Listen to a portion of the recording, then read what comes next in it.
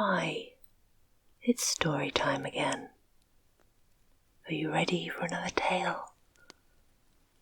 Wonderful. Well, if you settle down, close your eyes and listen. I will read for you Prince Ring, an Icelandic fairy tale. Once upon a time there was a king and his queen in their kingdom. They had one daughter who was called Ingeborg, and one son whose name was Ring.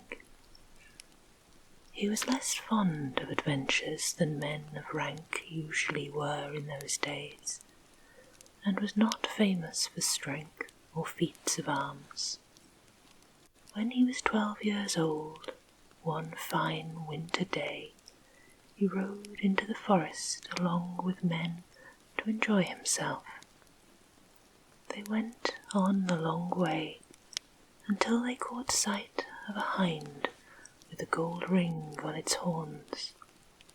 The prince was eager to catch it, if possible, so they gave chase and rode on without stopping until all the horses began to founder beneath them.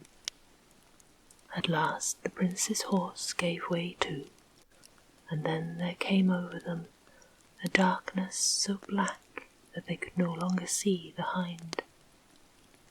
By this time they were far away from any house, and thought it was high time to be making their way home again, but they found they had got lost now. At first they all kept together, but soon each began to think that he knew the right way best, so they separated, and all went in different directions. The prince too had got lost like the rest, and wandered on for a time, until he came to a little clearing in the forest, not far from the sea, where he saw a woman sitting on a chair, and a big barrel standing beside her.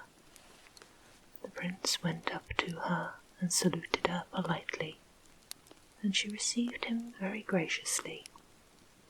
He looked down into the barrel then, and saw lying at the bottom an unusually beautiful gold ring, which pleased him so much that he could not take his eyes off it. The woman saw this and said that he might have it if he would take the trouble to get it, for which the prince thanked her and said it was at least worth trying.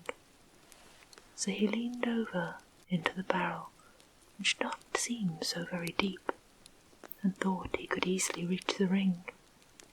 But the more he stretched down after it, the deeper grew the barrel. As he was thus bending down into it, the woman suddenly rose up and pushed him in head first, saying that now he could take up his quarters there. Then she fixed the top on the barrel and threw it out into the sea. The prince thought himself in a bad plight now, as he felt the barrel floating out from the land and tossing about on the waves. How many days he spent thus he could not tell, but at last he felt that the barrel was knocking against rocks, at which he was a little cheered, thinking it was probably land and not merely a reef in the sea. Being something of a swimmer, he at last made up his mind to kick the bottom out of the barrel, and having done so, he was able to get on shore. The rocks by the sea were smooth and level, but overhead there were high cliffs. It seemed difficult to get up these, but he went along the foot of them for a little, till at last he tried to climb up, which he managed. Having got to the top, he looked around about him, and saw that he was on an island which was covered with forest, with apples growing and altogether pleasant as far as land was concerned. After he had been there several days, he one day heard a great noise in the forest, which made him terribly afraid, so that he ran to hide himself among the trees Then he saw a giant approaching, dragging a sledge loaded with wood, and making straight for him, so that he could see nothing for it but to lie down just where he was. When the giant came across him, he stood still and looked at the prince for a little. Then he took him up in his arms and carried him home to his house, and was exceedingly kind to him. He gave him to his wife, saying he had found this child in the wood, and she could have it to help her in the house. The old woman was greatly pleased, and began to fondle the prince with the utmost delight. He stayed there with them, and was very willing and obedient to them in everything, while they grew kinder to him every day. One day the giant took him round and showed him all his rooms, except the parlour.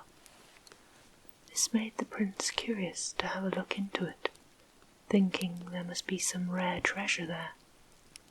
So one day when the giant had gone into the forest, he tried to get into the parlour, and managed to get the door open halfway. Then he saw that some living creature moved inside, and ran along the floor towards him and said something, which made him so frightened that he sprang back from the door and shut it again. As soon as the fright began to pass off, he tried it again, for he thought it would be interesting to hear what it said.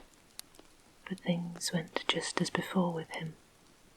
He then got angry with himself, and summoning up all his courage, tried a third time, and opened the door of the room and stood firm.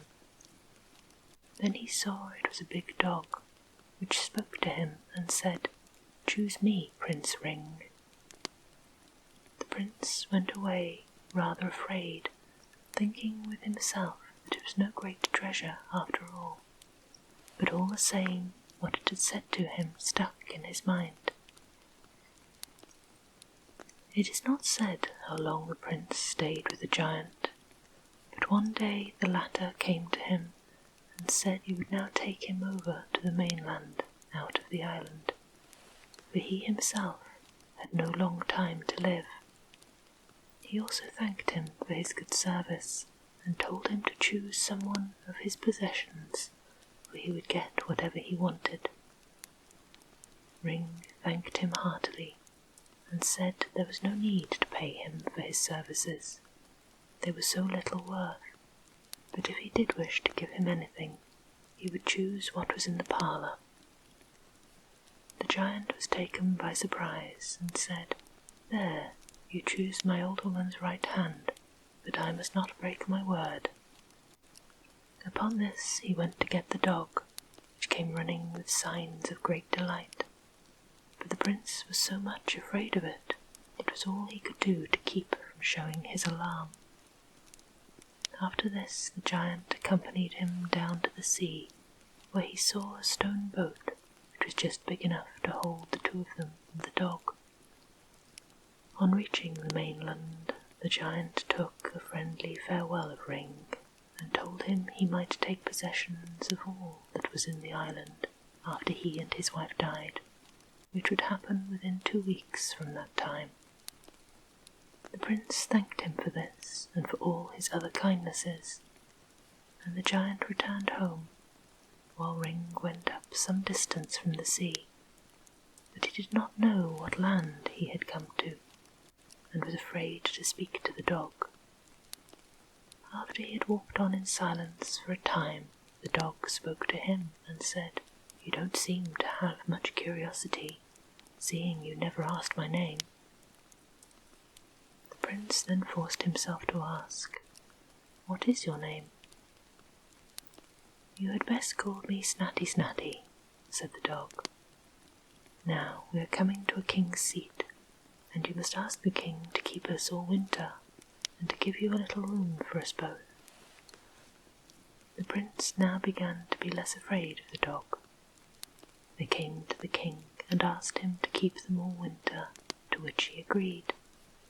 When the king's men saw the dog, they began to laugh at it, and make as if they would tease it. But But when the prince saw this, he advised them not to do it, or they might have the worst of it. They replied that they didn't care a bit what he thought.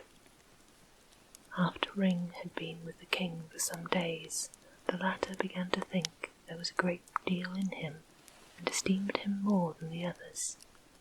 The king, however, had a counsellor called Red, who became very jealous when he saw how much the king esteemed Ring, and one day he talked to him, and said he could not understand why he had so good an opinion of this stranger, who had not yet shown himself superior to other men in anything. The king replied that it was only a short time since he had come there. Red then asked him to send them both to cut down wood next morning, and see which of them could do most work.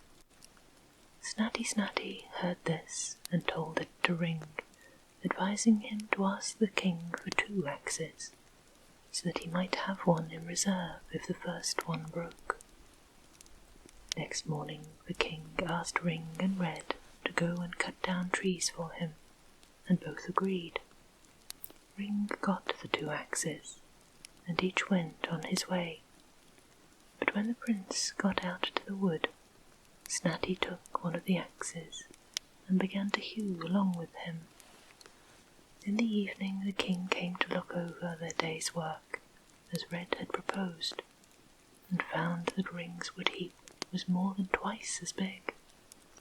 I suspected, said the king, that Ring was not quite useless. Never have I seen such a day's work. Ring was now in far greater esteem with the king than before, and Red was all the more discontented. One day he came to the king and said, "If Ring is such a mighty man, I think you might ask him to kill the wild oxen in the wood here, and flay them the same day, and bring you the horns and the hides in the evening." "Don't you think that a desperate errand?" said the king, "seeing they are so dangerous, and no one has ever yet ventured to go against them?" Red answered that he had only one life to lose, and so it would be interesting to see how brave he was. Besides, the king would have good reason to ennoble him if he overcame them. The king at last allowed himself,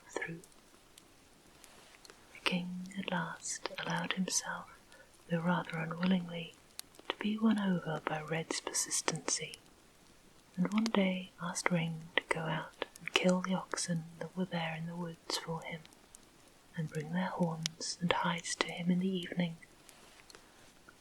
Not knowing how dangerous the oxen were, Ring was quite ready, and went off at once, to the great delight of Red, who was now sure of his death. As soon as Ring came in sight of the oxen, they came bellowing to meet him. One of them was tremendously big, and the other rather less. Ring grew terribly afraid. "How do you like them?" asked Snatty. "Not well at all," said the prince. "We can do nothing else," said Snatty, "than to attack them, if it is to go well. You will go against the little one, and I shall take the other." With this Snatty leapt at the big one, and was not long in bringing him down.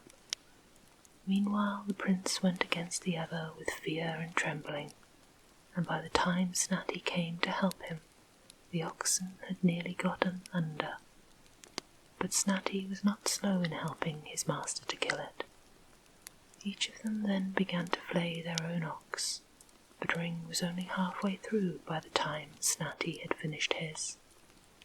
In the evening, after they had finished this task, the prince thought himself unfit to carry all the horns and both hides, so Snatty told him to lay them all on his back till they got to the palace gate.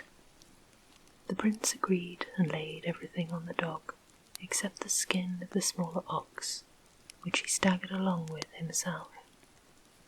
At the palace gate he left everything lying, went before the king, and asked him to come that length with him, and there handed over to him the hides and horns of the oxen.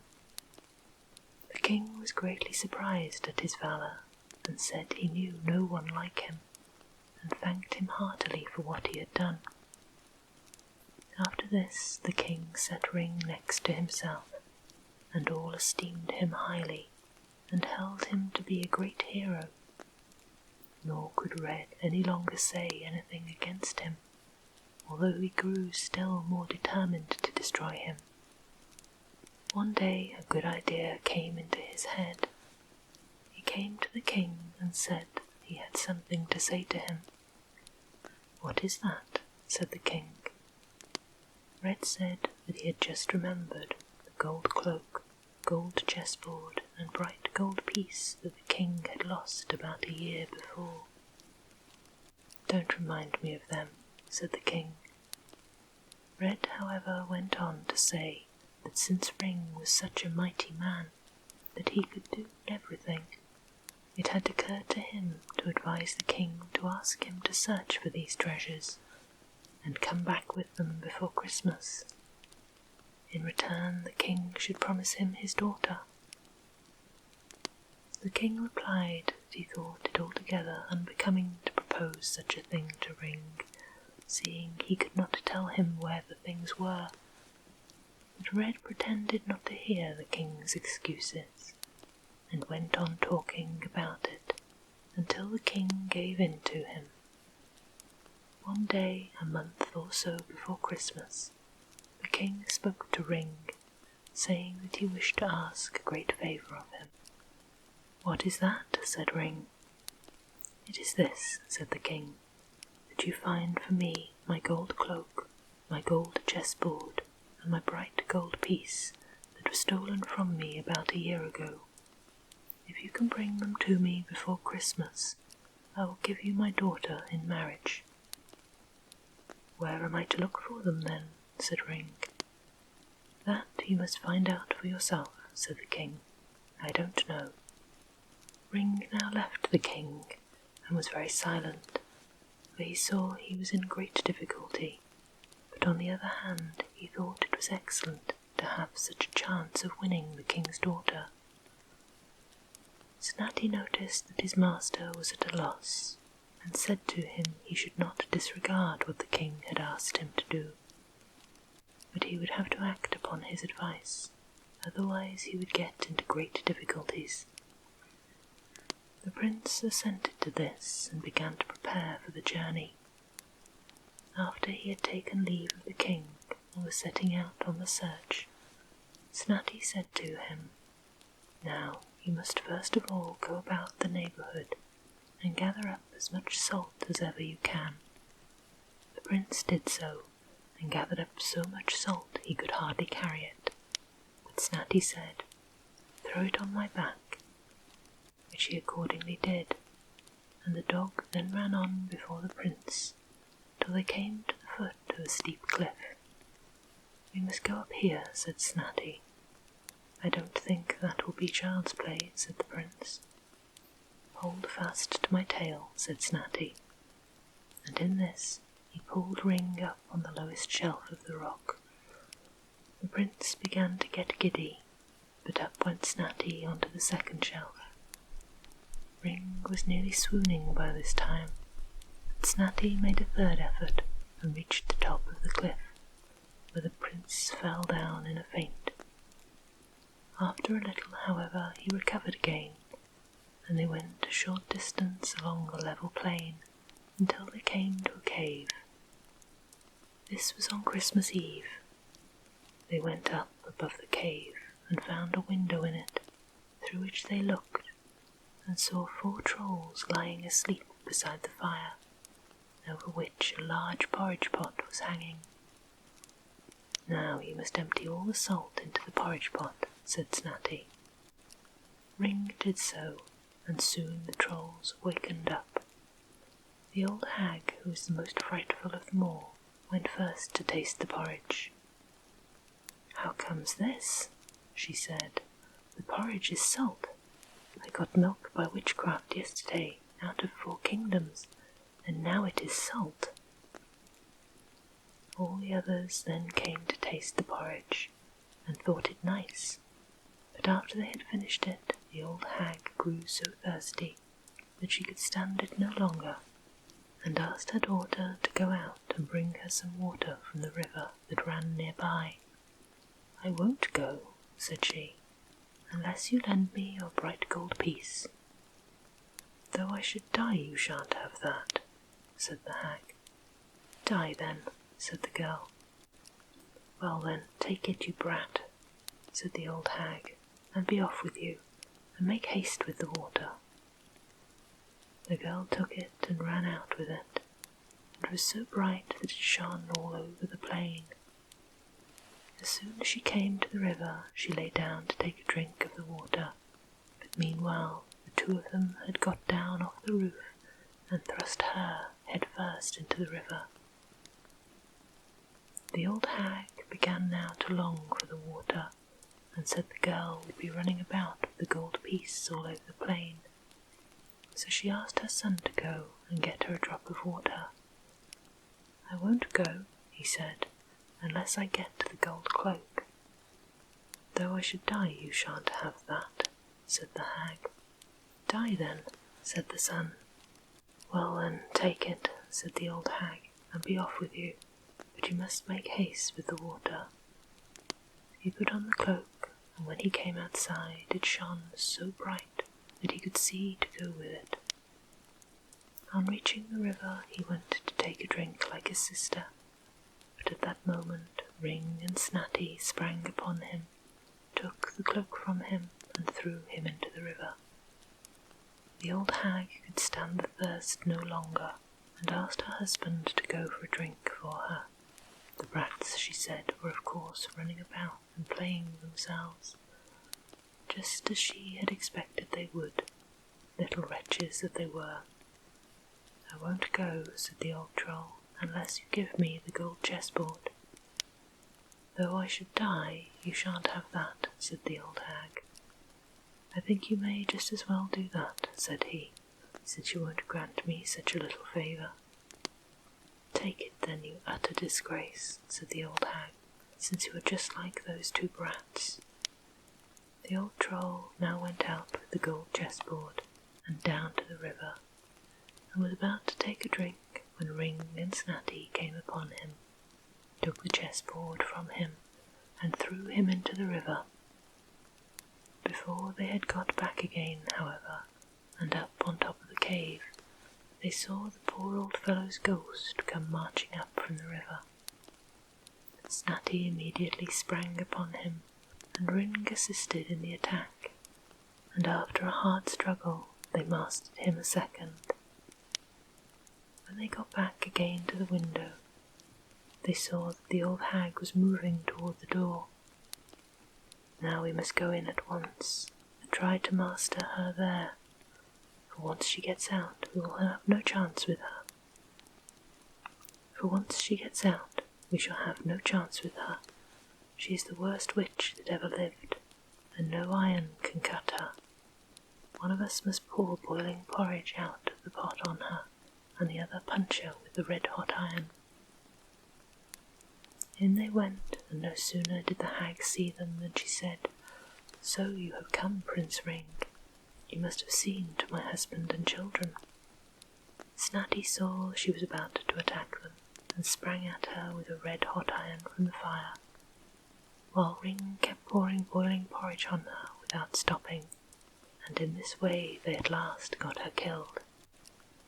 Then they burned the old troll and her to ashes, and explored the cave, where they found plenty of gold and treasure.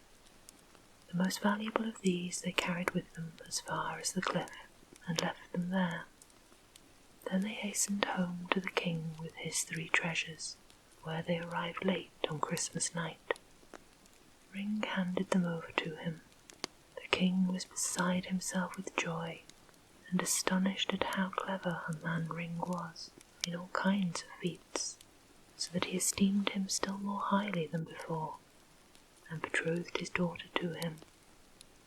And the feast for this was to last all through Christmastide.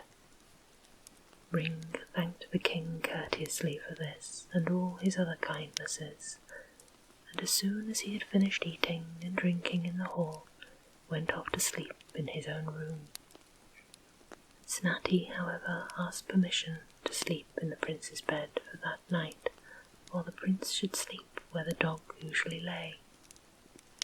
Ring said he was welcome to do so, and that he deserved more from him than that came to. So Snatty went into the prince's bed, but after a time he came back and told Ring he could go there himself now, but to take care not to meddle with anything that was in the bed. Now the story comes back to Ring, who came into the hall and showed the king his right arm wanting a hand, and said that now he could see what kind of a man his intended son-in-law was, for he had done this to him without any cause whatever. The king became very angry and said he would soon find out the truth about it, and if Ring had cut off his hand without good cause he should be hanged, but if it was otherwise, then Red should die. So the king sent for Ring and asked him what reason he had done this. Snatty, however, had just told Ring what had happened during the night, and in reply he asked the king to go with him, and he would show him something. The king went with him to his sleeping room, and saw laying on the bed a man's hand holding a sword. This hand, said Ring, came over the partition during the night, and was about to run me through in my bed if I had not defended myself. The king answered in that case he could not blame him for protecting his own life, and that Red was well worthy of death. So Red was hanged, and Ring married the king's daughter. The first night they went to bed together, Snatty asked Ring to allow him to lie at their feet, and this Ring allowed him to do. During the night he heard a howling and outcry beside them, struck a light in hurry, and saw an ugly dog's skin lying near him, and a beautiful prince in the bed. Ring instantly took the skin and burned it, and then shook the prince, who was lying unconscious, until he woke up. The bridegroom then asked his name. He replied that he was called Ring, and was a king's son. In his youth he had lost his mother, and in her place his father had married a witch, who had laid a spell on him that he should turn into a dog, and never be released from the spell, unless a prince of the same name as himself allowed him to sleep at his feet the first night after his marriage. He added further, as soon as she knew that you were my namesake, she tried to get you destroyed, so that you might not free me from the spell. She was the hind that you and your companions chased. She was the woman that you found in the clearing with the barrel, and the old hag that we'd just now killed in the cave. After the feasting was over, the two namesakes, along with other men, went to the cliff and brought all the treasure home to the palace. Then they went to the island and removed all that was valuable from it. Ring gave to his namesake, whom he had freed from the spell, his sister Ingeborg and his father's kingdom to look after, but he himself stayed with his father-in-law the king, and had half the kingdom while he lived, and the whole of it after the king's death. Peaceful slumbers. Sleep sweet.